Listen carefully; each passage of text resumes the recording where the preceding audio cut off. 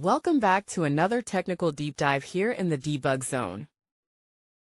Today we're tackling a big question and breaking it down with insights from other users. Hopefully this clears up some misconceptions and helps you get the answer you need. So buckle up, stay a little curious, and let's jump right in.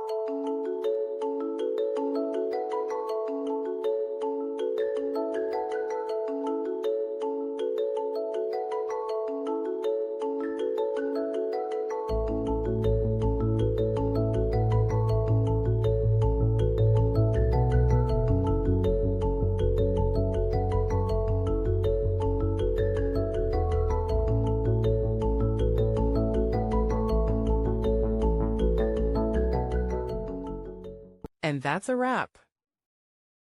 I hope you found the answer you were looking for.